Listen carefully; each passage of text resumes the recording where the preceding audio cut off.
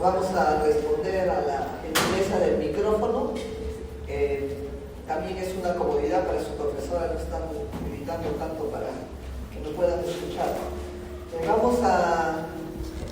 Estaba la última clase, estábamos haciendo un taller de contracautela, pero el taller no lo he traído, pero está pendiente, se lo voy a alcanzar al delegado para que lo pueda incorporar y hacer, no sé, en la siguiente clase.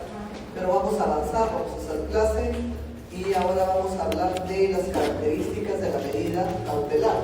Y cuando terminemos esto y hagamos una sección de talleres, ahí incorporamos la contracautela que quedó pendiente o se interrumpió la mitad, ¿ya? Ahora, miren, después de clase se van a quedar con nuestro amigo y... Está bien, doctora. Ya, porque con él van a hacer el sorteo de 2 libros que se les va a entregar vía sorteo. Ustedes ya se entienden con él. Praxis de procesos civiles, por la editorial Praxis. Bueno. Y el otro es un viejo libro de Gaceta Jurídica, el Derecho Penal y Procesal Penal del abogado penalista litigante. Bueno, ahí espero que les sirva. Por si acaso, Praxis es una nueva editorial, pero no nueva, sino es la continuación de Gaceta.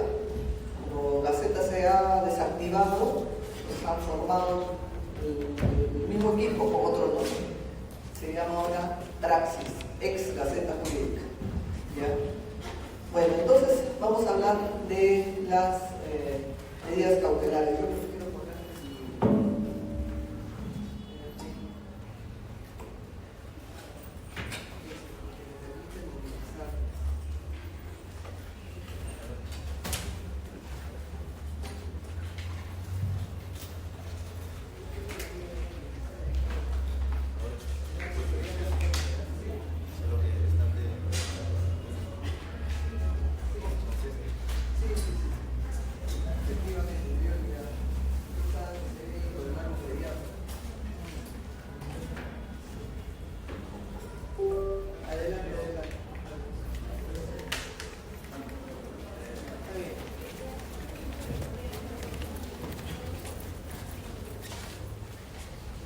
Bien, chicos, vamos a hablar de las características de la medida cautelar que están contenidas en el artículo 612, pero antes de hablar de las características quiero presentarles 4 reglas que rigen la dinámica de la medida cautelar. 4 reglas que rigen la dinámica de los procesos cautelares.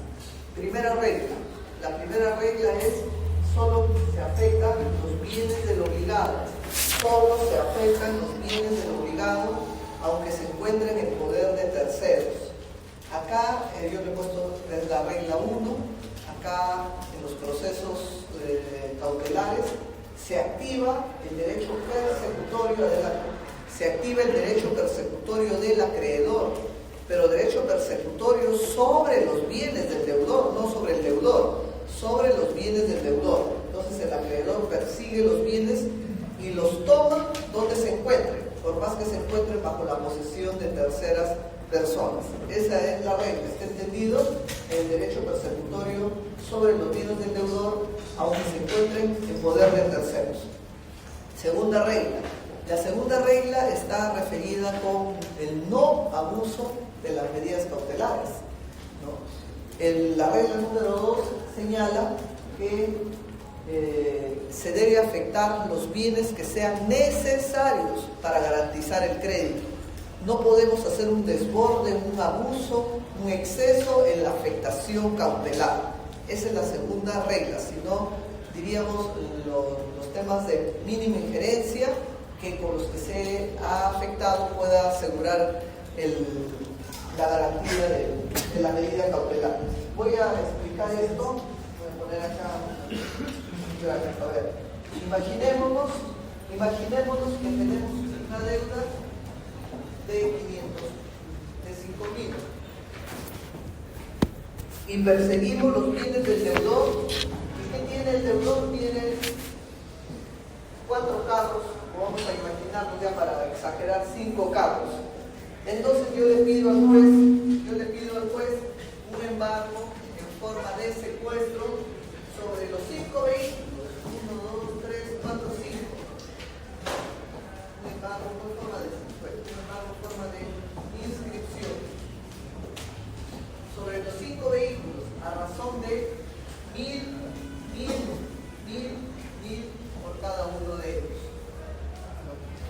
En este ejemplo que les coloco, se está afectando 5 bienes del deudor y se está afectando de cada bien una cuota, 1.000. 5 vehículos para garantizar un crédito o una obligación de 5.000. Acá no hay un exceso, no hay un abuso, cuando perfectamente uno o dos de esos bienes pueden garantizar, ¿no?, la ejecución con éxito de la futura sentencia. Entonces, ¿qué dice la regla número 2?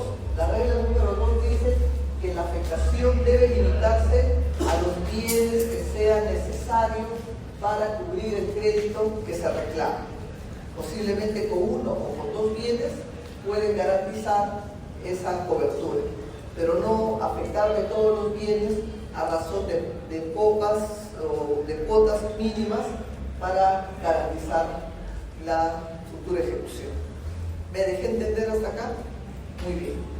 Tercera regla. La tercera regla es que las medidas cautelares deben evitar generar perjuicios al deudor. Perjuicios al deudor, si es que hay otros bienes con los cuales pueda asegurar el crédito. Perjuicios. Porque recuerden que las medidas cautelares son medidas que se construyen por las simples apariencias, porque no se tiene la convicción, la certeza que realmente existe una deuda. Hay la apariencia. Yo creo que acá les puse el ejemplo del Palacio de Justicia, donde se veía más o menos, pareciera algo así. Ese es el escenario medio nebuloso, medio incierto, en el que se dictan este tipo de medidas. Y por lo mismo que ese es el escenario, ese escenario también tiene que ser cauteloso a fin de, si bien voy a garantizar la futura ejecución, también tengo que prever que no se puede generar con esta ejecución cautelar algún perjuicio al deudor. Si es que este deudor tiene otros bienes con los que pueda asegurar la ejecución de la sentencia. Voy a poner el ejemplo. Este es un ejemplo, bueno, que casi siempre lo pongo porque me tocó vivir este caso. Miren, una empresa es una deudora. Y la empresa deudora, ¿qué bienes tiene? Un edificio. ¿Y qué más bienes tiene? Adelante. Tiene una suma dineraria en el banco, en una cuenta corriente. Entonces el acreedor, ¿qué es lo que hace? Perfectamente hubiera podido afectar el edificio que tiene la empresa deudora, también hubiera podido afectar los fondos que tienen una cuenta corriente. ¿Cuántos son los fondos que tienen una cuenta corriente? Me voy a imaginar ya 1.000, 2.000 soles. Pregunta, ambas pueden garantizar la ejecución de la futura sentencia, pero ¿cuál de ellas es más lesiva, la que genera más situación gravosa al deudor? ¿El embargo sobre el edificio en forma de inscripción o el embargo en forma de retención sobre el monto que tiene en su cuenta corriente? ¿El edificio? ¿Tú qué dices? La retención que se le puede hacer. ¿Por qué? Porque hablamos de la disposición del dinero, que perfectamente en este caso el deudor podría utilizar para generar otros incentivos en el activo actividad empresarial. ¿Ya? ¿Otra idea? ¿El edificio es más gravoso? ¿Por qué? Porque en este caso, si quisiera venderlo, nacional, no podría, porque ya tiene una carga y no quisiera comprar. No. A pesar que ya hemos hablado de las medidas cautelares que nada impide la transferencia del bien, por más que tenga la carga, el que adquiere el bien más su carga. Miren, ¿saben cuál es la medida más gravosa? Es la retención sobre los fondos de las medidas cautelares. ¿Pero por qué? No porque el dinero que tiene en las cuentas le va a impedir que pueda utilizarlo para sus actividades comerciales, sino que las intervenciones en las cuentas corrientes de empresas, en nuestro país hay una interconexión, está interconectado. Entonces, si hay un embargo de forma de retención sobre el banco X, todo el sistema financiero se pone en alerta y avisa, ¿no? Avisa y comunica que acá su cliente tiene un problema y por eso es que le están embargando. ¿Para qué? Para que todos los bancos también se pongan en atención. ¿Y qué va a generar? No solo es ponerle en alerta, sino ¿qué le va a generar? Que cuando el sistema vea que uno de sus clientes está en esta situación, posiblemente le va a seguir dando el crédito, le va a seguir dando sobregiros, pero a tasas mayores, porque ya el riesgo que realmente no puedas devolver. La situación de su manejo crediticio cambia, porque no es igual de cualquier cliente que no tiene estos líos judiciales. ¿Genera un perjuicio esa retención? Sí, genera un efecto muy sensible en el caso de que las empresas sean las deudoras, que le toques aunque sea un sol, 2 soles o 1000 soles de los fondos de una cuenta corriente por el efecto de alerta que genera en el sistema financiero. Y el fenómeno alerta tiene un costo en el crédito, tiene un costo en el sobregiro, tiene muchas afectaciones a una empresa que vive de la actividad, sobre todo financiera en los bancos, ¿no? Entonces, ¿qué le genera más perjuicio? La retención en los fondos de la cuenta corriente. ¿Tiene otro bien con el que pueda garantizar? Sí, un inmueble. Por lo tanto, la respuesta es afectemos el bien que garantiza y que genere menos perjuicio. ¿Hasta ahí estamos de acuerdo? Esa es la regla número 3. Y por último, la regla número 4. La regla número 4 está vinculada con la idea de la adecuación, con la idea de la congruencia. Las medidas cautelares tienen que ser congruentes con la pretensión principal, con la pretensión que es materia de discusión y que será materia de pronunciamiento del juez. Si la pretensión sobre el cual el juez se va a pronunciar es la pretensión A, la medida cautelar tiene que estar en función de la pretensión A. Tiene que haber esa congruencia. ¿Cuál es la fuente? El propio artículo 611 del Código hace referencia a ello. ¿Y qué dice? ¿No? La medida tiene que ser adecuada con la naturaleza de la pretensión que se quiera asegurar, con la naturaleza de la pretensión. A ver, si yo estoy hablando de una pretensión dineraria, un mutuo, una indemnización, la medida cautelar que tendría que invocar será una anotación de la demanda. Respuesta: si la pretensión en discusión es una pretensión dineraria, la medida cautelar podría ser una anotación de la demanda. ¿Hemos hecho la anotación de la demanda o no? Claro, la medida cautelar podría ser una anotación de la demanda.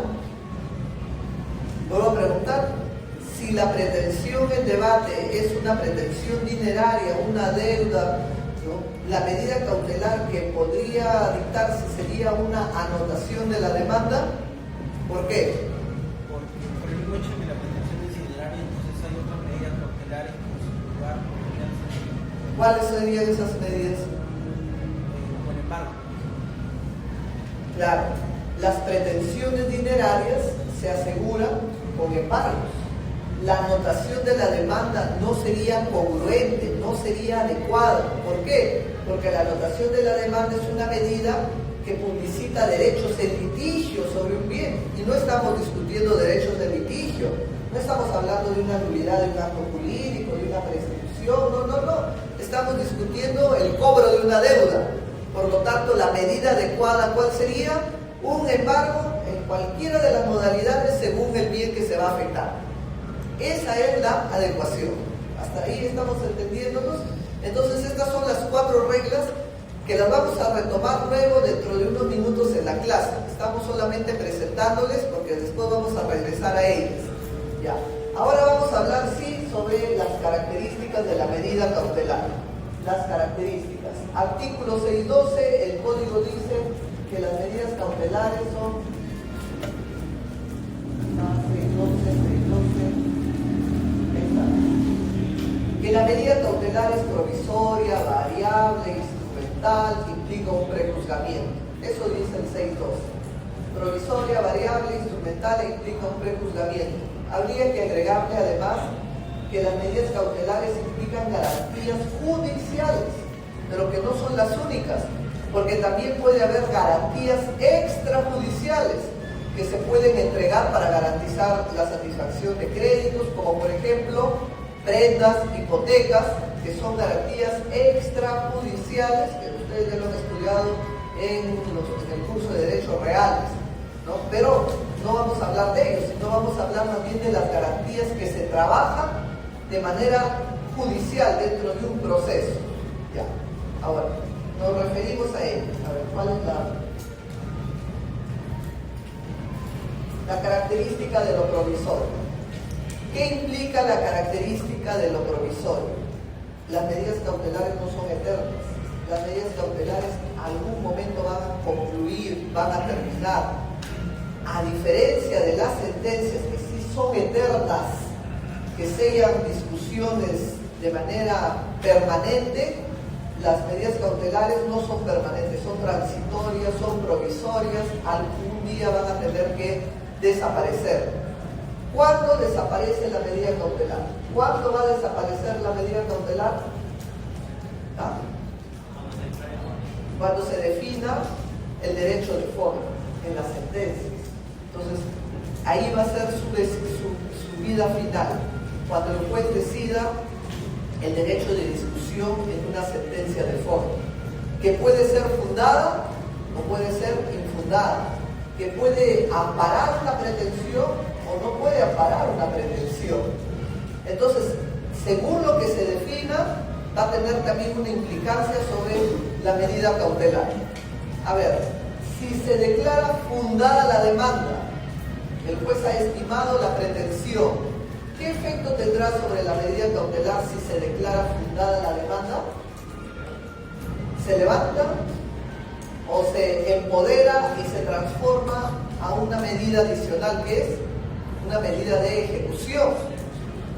Claro, a una medida de ejecución ya no es una simple cautela, ahora se convierte en una medida de ejecución. Pero si no se ampara el derecho infundada la demanda, ahí se levanta. Pero si en una o en otra situación le pasa algo a la medida cautelar, ¿no? En una se empodera, se afirma, se recontrafirma, se vuelve una medida de ejecución, y en la otra se diluye, se levanta, ya no existe. Hasta ahí estamos de acuerdo. Y también colateralmente va a tener un efecto con la contracautela. ¿Recuerdan? Porque la cautela y la contracautela siempre van a ir de la mano. ¿Qué va a pasar si se declara fundada la demanda? La medida cautelar fundada la demanda se empodera y la contracautela se levanta. A la inversa, si se declara infundada la pretensión, se desestima la pretensión, ¿qué le va a pasar a la medida cautelar? Si se le desestima la pretensión, se levanta, ya no se justifica, ¿no? Si se ha desestimado la pretensión, ¿qué es una medida cautelar? Se tiene que levantar, y la contracautela más bien se tiene que mantener y más bien va a ingresar a la fase de la liquidación de la garantía. Sí.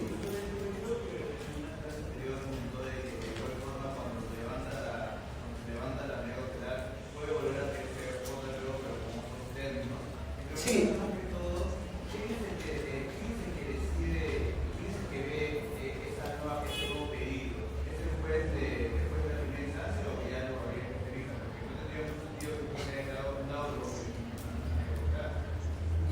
A ver, lo que dice nuestro amigo es cierto, pero eso es de una manera excepcional, ¿no?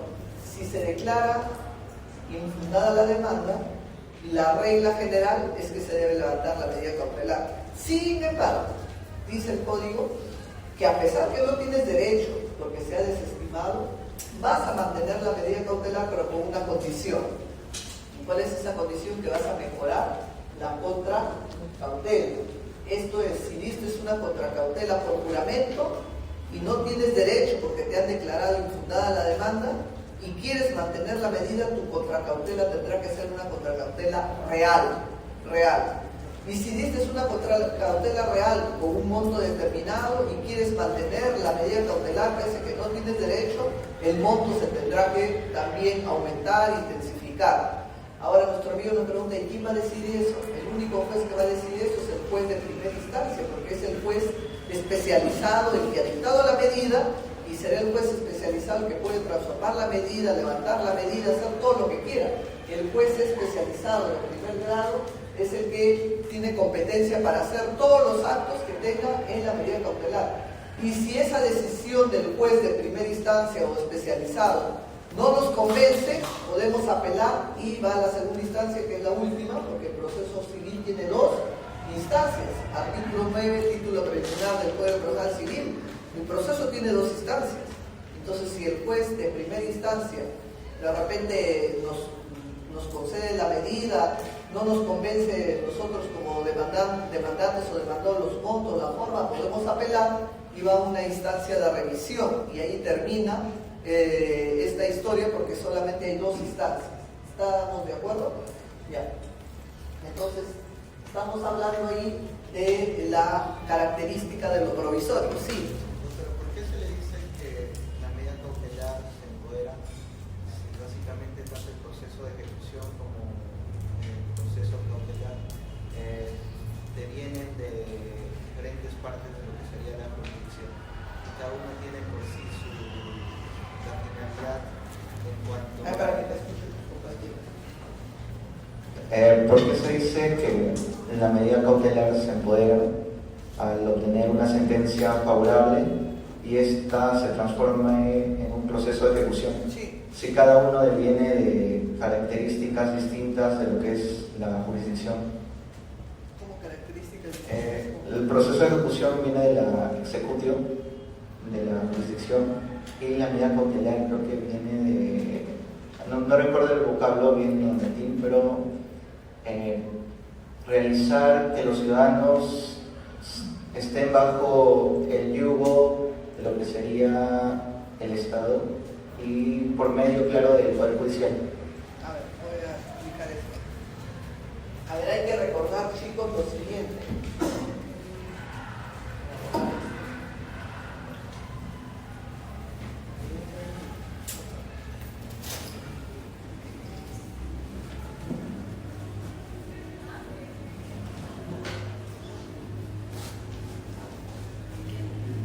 El proceso cautelar tiene, el proceso en general tiene tres funciones.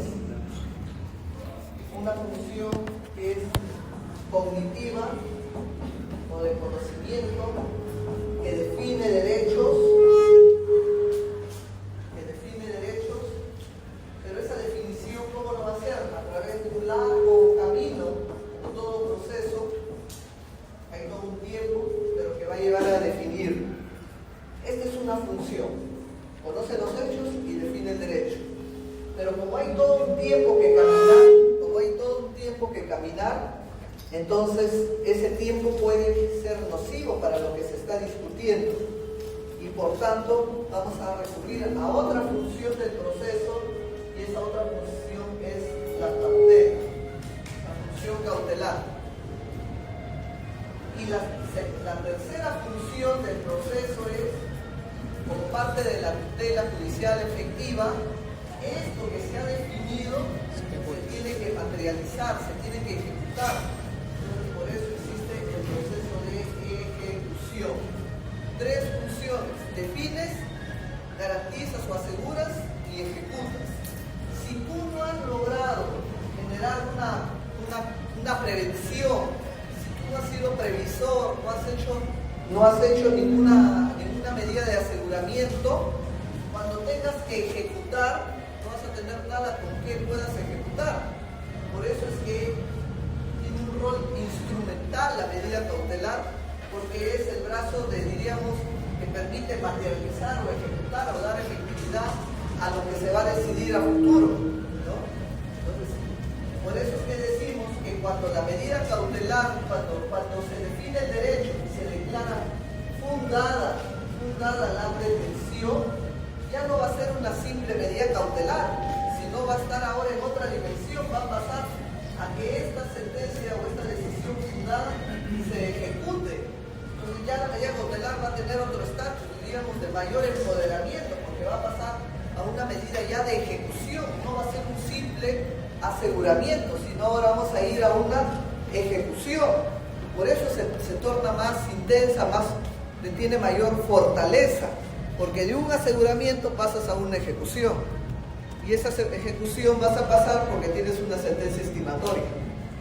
¿Me he dejado entender o vuelvo a explicar? ¿El alumno? ¿Eso es lo que querías, más o menos, tu duda? Sí, ya.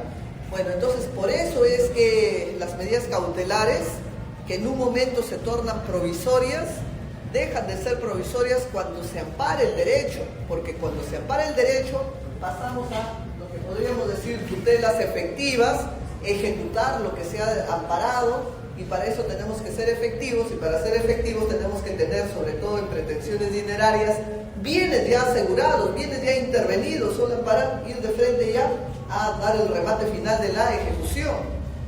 Quien no ha asegurado nada no tiene nada que definir. Entonces, por eso es que uno tiene que ser provisor en estas discusiones.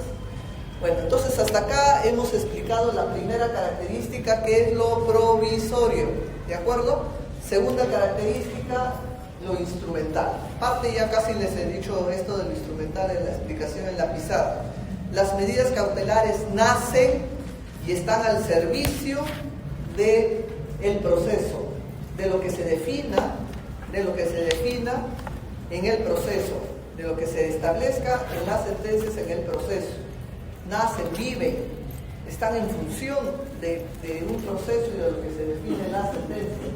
No puede haber una medida cautelar solitaria sin que exista un proceso, porque la medida cautelar precisamente surge para dar eficacia a lo que se decide en ese proceso.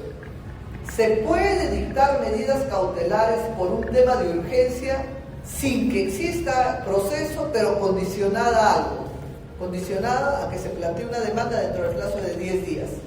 Si no se plantea la demanda en ese plazo, se levanta la medida, porque no es lógico que yo construya un aseguramiento, ejecute un aseguramiento, y ¿dónde está el objeto del aseguramiento? No aparece, no existe el proceso. Entonces no sería lógico que dicte una medida si es que no existe el proceso, ¿no? Entonces tiene una lógica, están subordinadas, nacen, están al servicio del proceso, viven en función del proceso. Tercera característica, la variabilidad. Variabilidad. ¿Y esto qué implica la variabilidad? La variabilidad. ¿Recuerdan las resoluciones cautelares que hemos trabajado, sobre todo cuando hicimos la contracautela? Presenté un PAI. A ver, voy a mejor a dibujarle el PAI y después les explico ya para...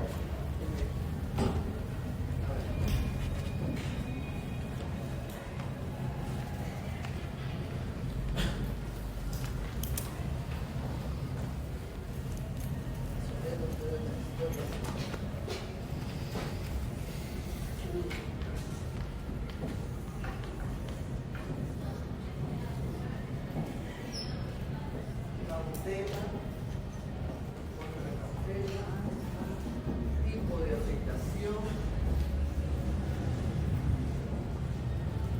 monto, bien y órgano de auxilio judicial.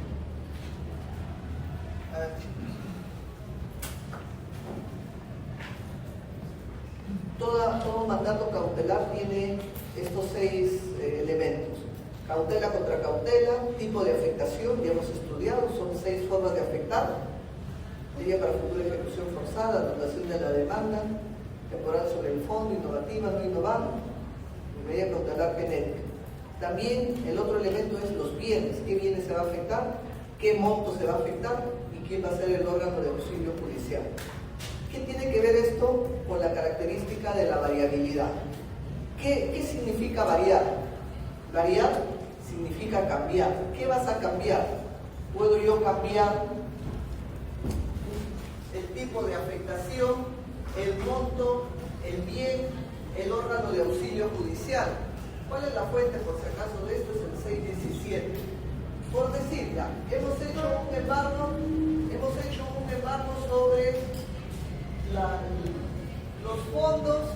sobre los fondos de la empresa deudora en la cuenta corriente, pero la empresa deudora está planteando que no le afecten los fondos, sino que le afecten el edificio,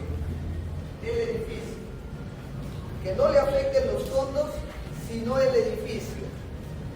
Hay medida cautelar, lo único que se va a cambiar es el bien por otro bien.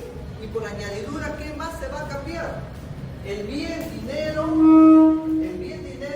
se va a cambiar por el bien edificio. ¿Y qué más se va a cambiar? El bien dinero, que era la retención, se va a cambiar por el bien inscripción del edificio. Y por añadidura, el órgano de auxilio judicial. El retenedor ya no va a ser el banco, y en el edificio el órgano de auxilio judicial va a ser el registrador público. Se varía, bien, monto, forma. Lo que quiero decirles es que lo que quiero decirles es que se varía el órgano de auxilio, el bien, el monto, el tipo de afectación. Estas cuatro variables son las que se incorporan en la característica de la variabilidad. Bien, monto, órgano de auxilio y tipo de afectación. Artículo 617 del código. Nuestro amigo que tiene su código va a leer, pero desde ya les voy diciendo, y ustedes estarán preguntando, ¿y por qué no está incorporado dentro de la característica de la variabilidad la cautela y la contracautela que hemos hablado hace un momento? ¿Por qué las modificaciones solo son en estos cuatro elementos? Ya, a ver, ya que tiene su código 617. Artículo 617.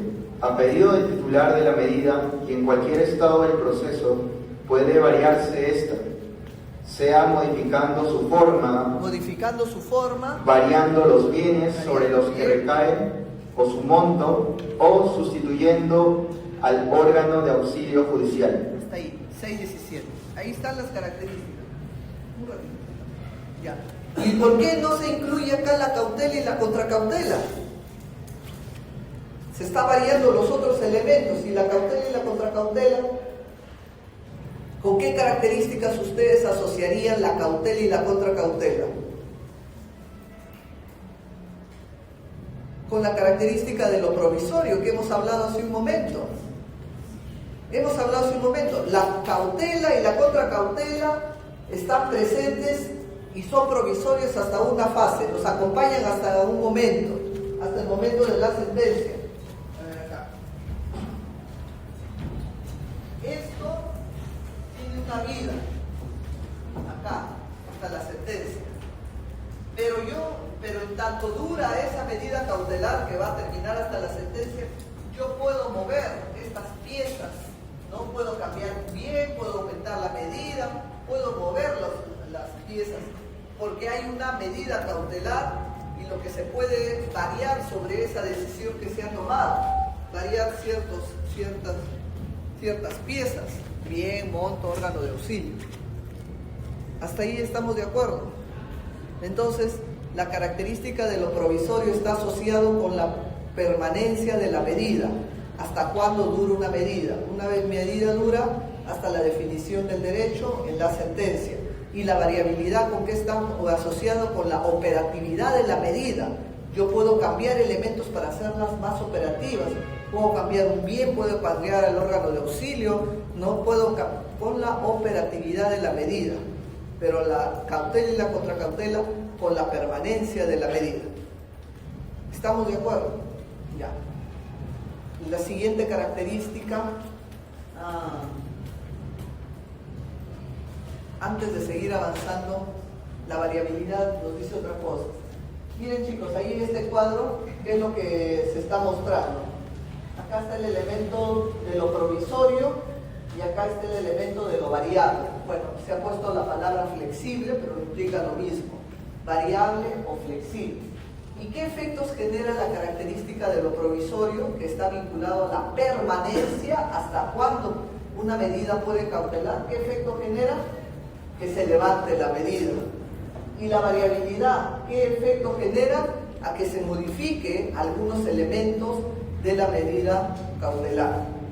Esa modificación puede ser diferentes supuestos que se han colocado acá: la mejora de la medida, la ampliación de la medida, la reducción de la medida y la sustitución de la medida. Mejora, ampliación, sustitución, variación. Todas estas nomenclaturas que están colocadas acá, les tengo que decir que la única que existe, o que por lo menos tiene una presencia en el código, es la sustitución de la medida. Pero si ustedes revisan el código, no van a encontrar en nuestro código la palabra mejora de la medida cautelar, ampliación de la medida cautelar, reducción de la medida cautelar, no, pero sí van a encontrar el concepto de sustitución. Pero entonces, ¿de dónde han salido estos nombres de ampliación, mejora y todo ello? Son conceptos que están trabajados más en la doctrina, que nuestro código solamente ha recogido uno de ellos, que es la sustitución. Pero vamos a decir qué implica, por lo menos para tener una idea. La mejora, todas son expresiones de variabilidad, todas, ¿ya? La mejora está orientada a la mejora de bienes, o sea, estaría orientada acá. ¿Dónde está el bien? Acá. Mejora del bien, un cambio de un bien por otro bien en mejores condiciones, ¿no? Cambio 1000 soles de la cuenta corriente por un beneficio de 1.000.000. Estoy mejorando el bien sobre el cual estoy afectando. La ampliación de la medida está orientada con el aspecto de cantidad. Acá, cantidad, el monto de la medida, la cantidad. ¿Estamos de acuerdo? Amplío. O la otra posibilidad es reducir la cantidad, porque ya de repente he pagado parte de la deuda y no corresponde que me mantengan una medida cautelar por determinado monto. Pido su reducción. Entonces, ampliación y reducción son variables que se trabajan con los montos para ampliar o para reducir. La mejora con los bienes para mejorar. Ahora, la ampliación de las medidas cautelares, cuando se soliciten, tienen que trabajarse de la mano con lo que dice el artículo 428 del Código Procesal. ¿Y qué dice el artículo 428 del Código Procesal? Habla de la posibilidad de ampliar los montos de las demandas. Ampliar los montos de la demanda. Por ejemplo, yo he presentado una demanda para que me paguen 1.000 soles y el juez se va a pronunciar en la sentencia sobre los 1.000 soles. Pero en el camino del proceso pueden ir devengando de repente otras cuotas del crédito, y ya no son 1.000 soles la deuda, sino 1.100, 1.200, hasta que el juez resuelva. Entonces, ¿qué sucede cuando uno demanda una pretensión dineraria, pero que en el camino la deuda va a ir creciendo porque van a ir devengando otras obligaciones periódicas? ¿Qué hago? No voy a volver a plantear una demanda por las otras cuotas devengadas. En ese mismo proceso puedo pedirle al juez que se pronuncie no solo por el monto demandado, sino por las cuotas devengadas que se van a dar en el proceso. ¿Y qué tengo que hacer para ello? Tengo que advertirle al juez que se va a devengar para que él lo considere al momento de su sentencia, para que no solo se pronuncie sobre los 1.000 soles que le pedí de demanda, sino además por los que se han devengado. Eso está en el artículo 428, pero yo tengo que haberlo solicitado, ¿no?, la reserva de ampliar el monto de la medida. Ya no los 1.000, sino los 1.000 más lo que se devenga. Y este dato es importante, chicos y alumnas también, porque si yo no he optado por este mecanismo de la reserva para ampliar el monto de lo demandado, yo no puedo luego pedir que una ampliación de la medida cautelar, porque el juez me va a decir, ¿para qué le voy a ampliar la medida cautelar si tú me estás demandando por 1.000 soles? ¿No? Me estás pidiendo ahora que amplíe por 1.500, ¿y cuál es la justificación? ¿No? Si tú no has ampliado la posibilidad de, o tú no has reservado la posibilidad de ampliar el monto de la medida cautelar, por añadidura tampoco vas a poder hacer viable que se amplíe la medida cautelar en cuanto al monto. Vamos a leer qué dice el artículo 428, ¿ya? Que nuestro amigo acá tiene su código. 428. Artículo 428. El demandante puede modificar la demanda antes de que ésta sea notificada. Es posible modificar las pretensiones planteadas en la demanda siempre que las nuevas pretensiones se refieran a la misma controversia que fue objeto del procedimiento conciliatorio. Puede también ampliar la cuantía de lo pretendido si antes de la sentencia vencieran nuevos plazos o cuotas originadas en la misma relación obligacional, siempre que en la demanda se haya reservado tal derecho. A este efecto se consideran comunes a la ampliación los trámites precedentes y se tramitará únicamente con traslado a la otra parte. Muy bien. A ver, chicos, escucharon entonces.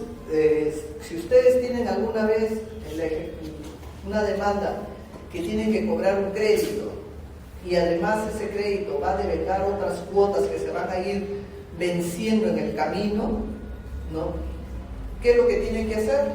Aplicar el 428, reservarse el derecho de ampliar el monto de la medida cautelar para que cuando se devengan las cuotas pendientes le pidan al juez que amplíe el monto de lo demandado para que en su sentencia no solo comprenda la cantidad originaria, sino más los montos que han ido devengando. ¿Y eso qué les va a permitir? Que cuando pidan una medida cautelar, ¿eso qué les va a permitir? Que pidan la variación de la medida para la ampliación del monto de la medida, ya no sobre este monto, sino por una cantidad mayor porque ha devengado la deuda, el monto que se tiene que pagar. ¿Hasta ahí está entendido? Muy bien, pero acá vamos a terminar esta parte con la sustitución. ¿Qué es sustitución? Es lo único que nuestro código le da una presentación, porque no, el código no habla de la mejora, de la ampliación ni la reducción, pero sí de la sustitución en el artículo 628. ¿Qué es sustituir? Para ti, ¿qué idea básica es sustituir? Reemplazar, muy bien, reemplaza. Nuestro amigo ha terminado con su chica y ya ha sustituido por otra chica, ¿no? Ha reemplazado, ¿no? Muy bien, eso es lo que sucede en las medidas cautelares. ¿Qué vas a reemplazar? Vas a reemplazar el bien, el dinero, el órgano de auxilio. ¿Y qué efecto va a generar ese reemplazo? Respuesta: lo que vas a reemplazar son los bienes. La sustitución es un mecanismo de reemplazo de un bien por otro bien, nada más, ¿no? De un bien por otro bien. ¿Por qué bien vas a reemplazar? ¿Por cualquier bien? No. Tienes que reemplazar por dinero en efectivo, no hay otra posibilidad. Y esto se utiliza mucho cuando se va a ejecutar las medidas cautelares. Por ejemplo, en algún momento ustedes van a estar en una diligencia y se va a ejecutar la medida cautelar, sale el obligado y dice: ¿no hay alguna forma de que pueda evitar que se lleven los bienes que están en mi casa? Bueno, sí, acá el monto de la medida cautelar era 1.000 soles, porque todas las resoluciones cautelares tienen un monto de afectación. Entonces, miren, la medida cautelar acá dice: tras embargo sobre los bienes yenseros que se encuentren en el bien del domicilio del demandado, deudor, por la suma de 1.000 soles. ¿Qué se puede hacer? Sustituye los bienes que se van a llevar por los 1.000 soles en efectivo. Entonces, ¿qué es lo que hace el demandado, el deudor, el que está en ese problema? Hace su colecta, acá están los 1.000 soles. Entonces opera la sustitución de los bienes de su casa que se iban a llevar por el dinero en efectivo. Así opera. Dos ideas. ¿Puede el ejecutante, el acreedor, el demandante, el que está promoviendo la medida cautelar decir, no, yo no quiero, yo quiero llevarme los bienes de su casa, yo no quiero el dinero en efectivo? ¿Es posible ello? Respuesta, no, porque literalmente también lo dice la norma. ¿Por qué? Porque el demandante lo que está buscando es satisfacer su crédito dinerario, y la medida cautelar que va a hacer es cargar bienes que garanticen ese crédito dinerario. Pero qué mejor situación que lo que le están entregando es el dinero en efectivo como medida cautelar.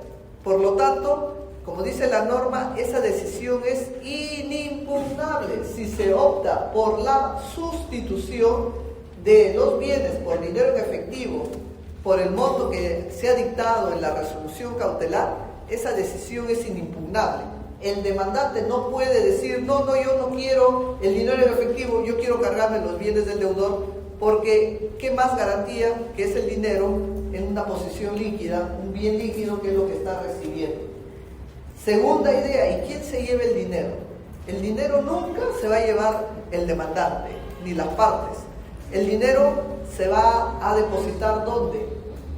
En el Banco de la Nación. Entonces, ¿qué es lo que va a hacer el secretario? Va y guarda el dinero en el Banco de la Nación, y ese dinero en el Banco de la Nación se convierte en una medida cautelar en forma de depósito. La sustitución no solo sustituye el bien por dinero en efectivo, sino que además, ¿qué genera?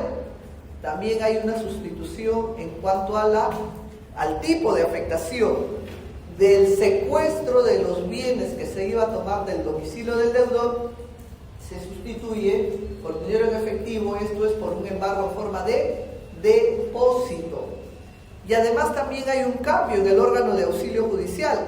Ya no va a ser el custodio X el que se iba a cargar los bienes del inmueble del deudor, sino ahora va a ser el órgano de auxilio llamado Banco de la Nación el que va a guardar el depósito de ese dinero, ¿no? Hasta ahí estamos de acuerdo. 628, vamos a decirle a nuestro amigo que lea el 628, primera parte, para que vean cómo opera este mecanismo de sustituir bien por dinero en efectivo.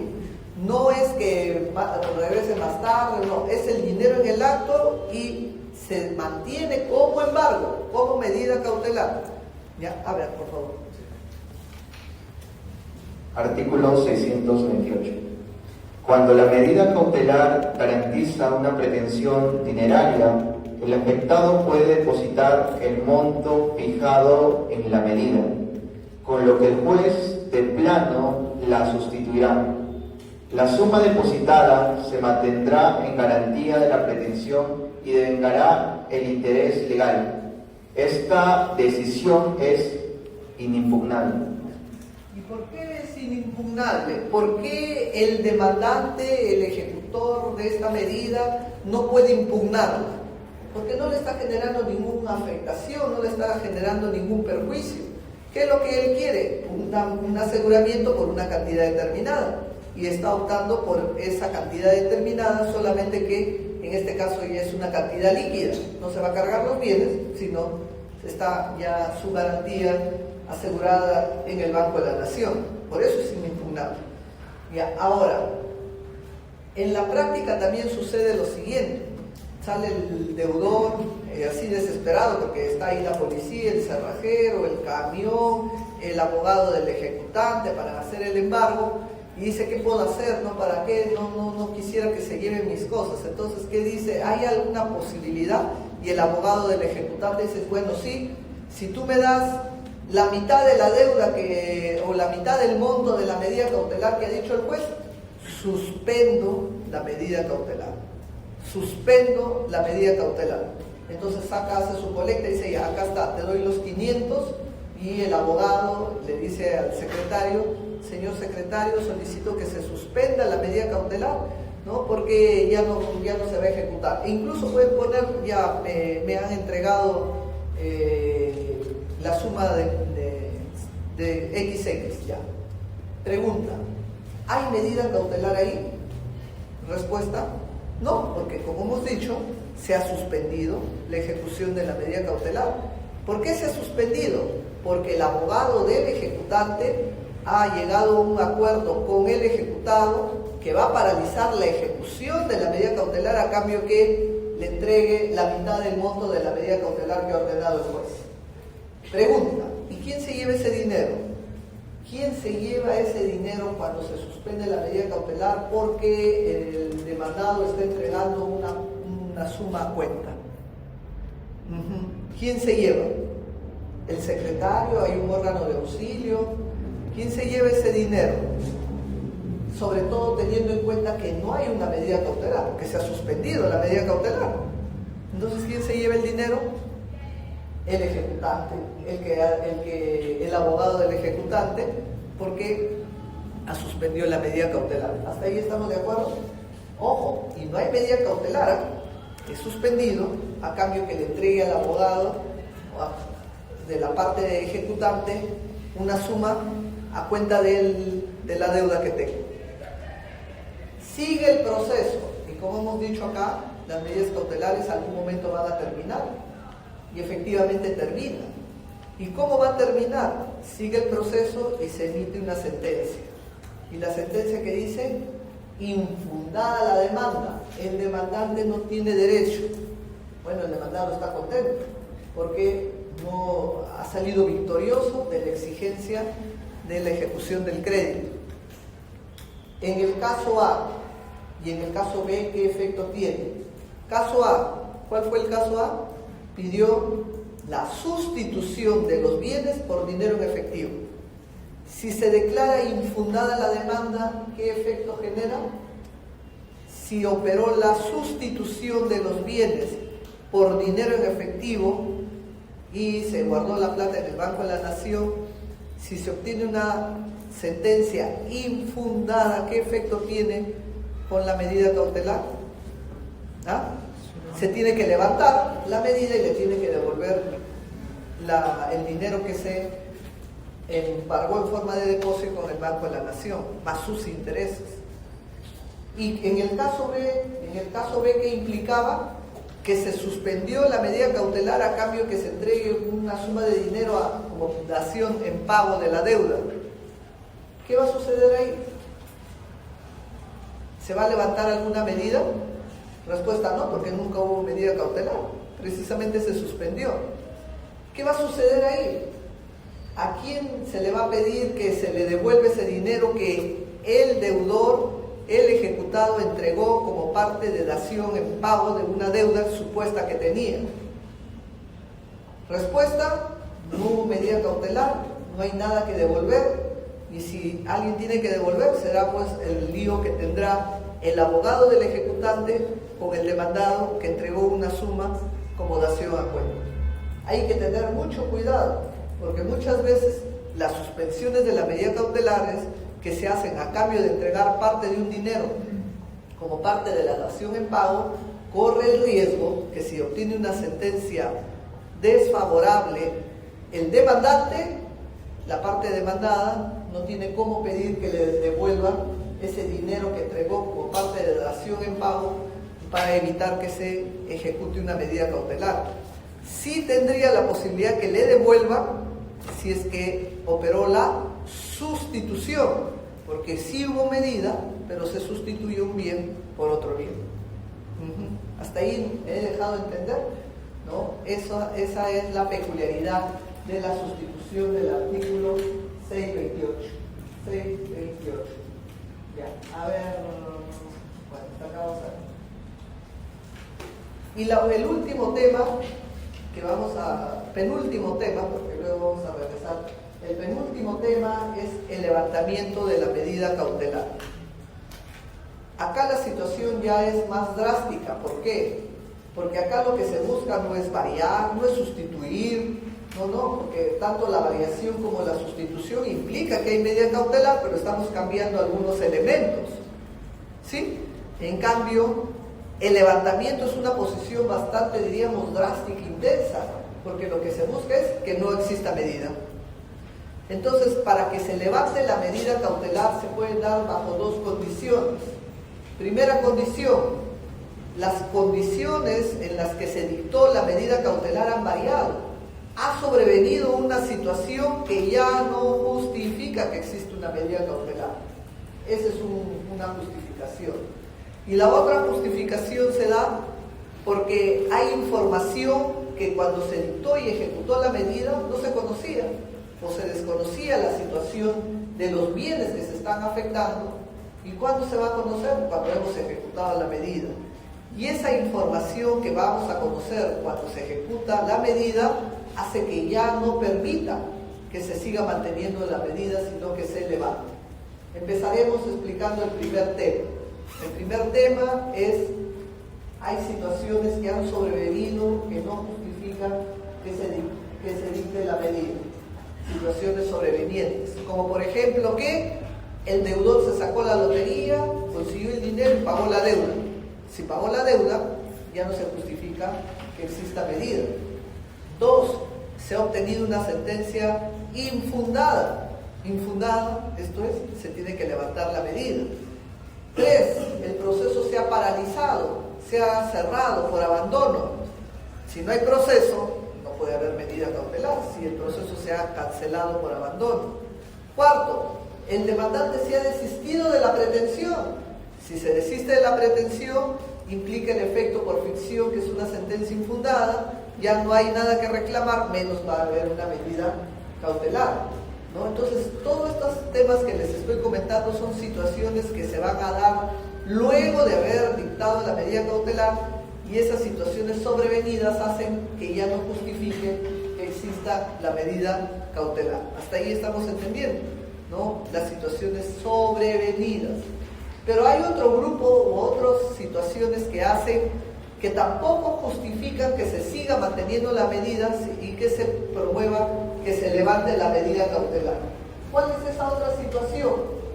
Información sobre la situación jurídica de los bienes que se están afectando, que se desconocía, que no se sabía sus antecedentes sobre esos bienes que se están afectando.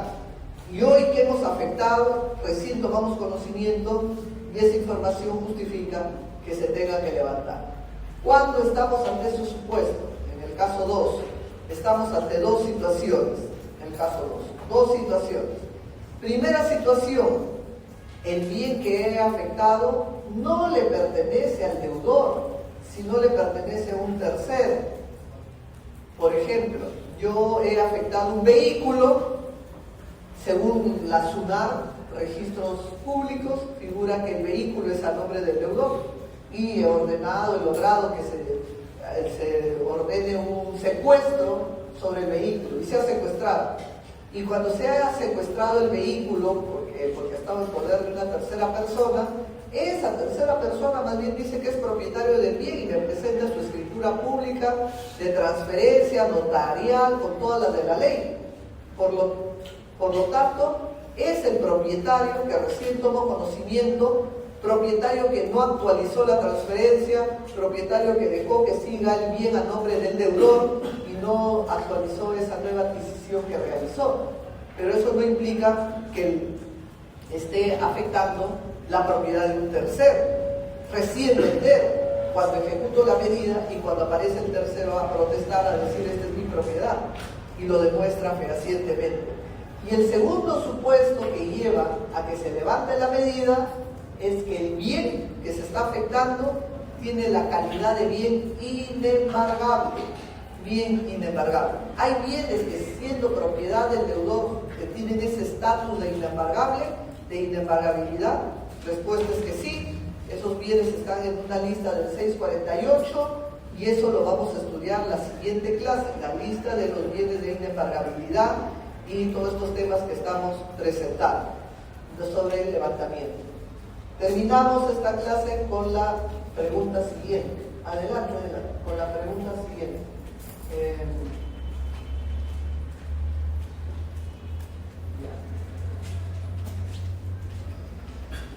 A ver, la pregunta es: un deudor que cae en desgracia, viene el embargo, van a su casa y no encuentran nada más que puros trastes viejos. Entonces el acreedor del banco dice, no cargo nada, porque acuérdense que si se llevan un bien, tienen que pagar almacén, custodia, conservación y lo van a arrebatar. ¿Quién va a dar por un traste viejo algún sol? Nadie da. Entonces se estaba saliendo ya el abogado ejecutante del banco y ve al fondo de un inmueble a un perro, ¿no? Un perro viejo, durmiendo, un perrito chusco, ¿no? Entonces pide que se haga el embargo sobre ese bien. Es un bien semoviente, ¿no? Y se hace el embargo. Pregunta. Y se llevan el embargo, se llevan el perro, mejor dicho, embargo en forma de secuestro. Ya. Pregunta. Llega el pobre deudor, ¿no? Que vivía solo, ¿no? Olvidado, estaba en crisis económica, familiar, personal, de salud, de todo, y lo único que le acompañaba era el perro, ¿no? Entonces pregunta es, ¿cómo se libera el perro? Pero eso lo tienen que pensar para la siguiente clase, ¿ya? Porque, ¿cómo se libera el perro? ¿Qué vamos a hacer ahora? Vamos a recordar las 4 reglas que les he señalado. Primera regla, solamente se afectan los bienes del obligado aunque estén en poder de tercero. Segunda regla, se afectan los bienes que sean necesarios para cubrir el crédito. Tercera regla, se afectan los bienes evitando generar un perjuicio al deudor. Cuarta regla, se afectan los bienes en la medida que existe una congruencia, o sea, adecuada para la pretensión que se pretende y que se va a discutir, ¿no? Pregunta, ¿quién va a hacer realidad la primera regla? ¿Quién va a invocar esta primera regla que estamos conociendo hoy? ¿Quién va a decir se afectan los bienes del deudor solamente? ¿Ah? ¿Quién va a hacer realidad esa regla número 1? ¿Quién? Más allá del juez, ¿quién va a hacer realidad esa regla? El tercero que le están afectando su bien es lo que va a decir. Regla número 1, solamente se afectan los bienes del deudor. ¿Por qué me tienen que llevar el carro, la casa? ¿No? Ese es el que va a invocar. ¿Y bajo qué mecanismo? ¿Bajo qué mecanismo va a invocar el tercero? ¿Saben cómo se llama ese mecanismo? Que lo vamos a estudiar en la siguiente clase. Ese mecanismo se llama tercería excluyente de propiedad. O la otra opción es la desafectación. Esos son los instrumentos que tiene un tercero para realizar la regla número 1. Y decir, no, la regla número 1 solamente se afecta a bienes del deudor, plantea mi tercería o mi desafectación. Eso lo vemos en la siguiente clase. ¿Y quién va a hacer realidad la regla 2? ¿Quién va a hacer realidad la regla 2? La regla 2 dice que solamente se afectan los bienes que sean necesarios. ¿Quién va a decir eso? ¿Ah? El juez, no, olvídense del juez, el juez ya fue. El deudor, ¿por qué? Porque el demandante, ni modo, el demandante se carga todo lo que puede, él no va a decir no vamos a afectar, él lleva todo lo que puede. Más bien va a ser el afectado, el deudor, el que le va a decir solamente se afectan los bienes que sean necesarios. ¿Bajo qué mecanismo? ¿Bajo qué mecanismo va a ser realidad la regla 2? Lo hemos estudiado en este momento. ¿Bajo qué mecanismo va a ser realidad la regla 2? No se carguen los 5 vehículos, con 2 es suficiente. Bajo el mecanismo de la variación, no los 5, sino 2 carros es suficiente. La variación de la medida para reducir el número de vehículos. La siguiente regla es evitar generar un perjuicio.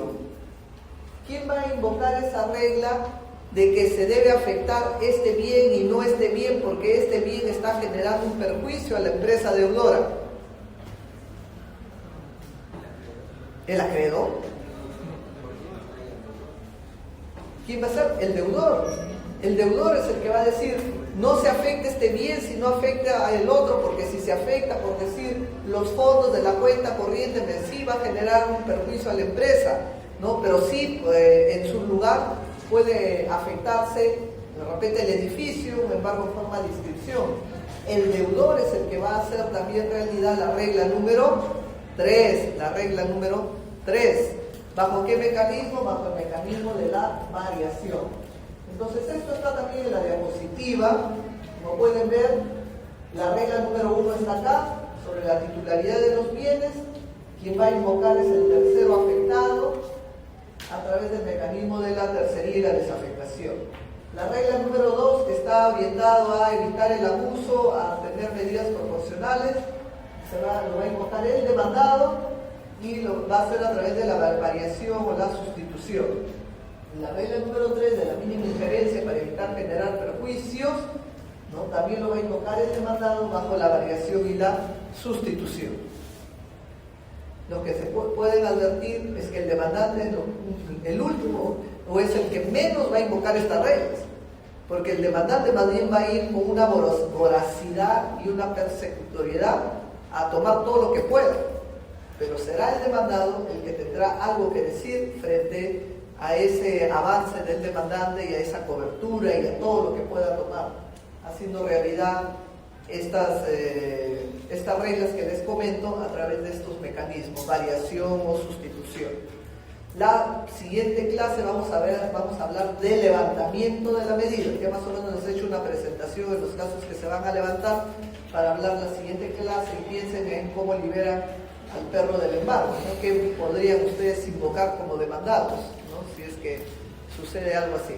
Ya nos vamos a quedar hasta acá. ¿Dónde está nuestro amigo? Ya, y él va a hacer realidad el sorteo. ¿Ya? Muy bien, ya vamos.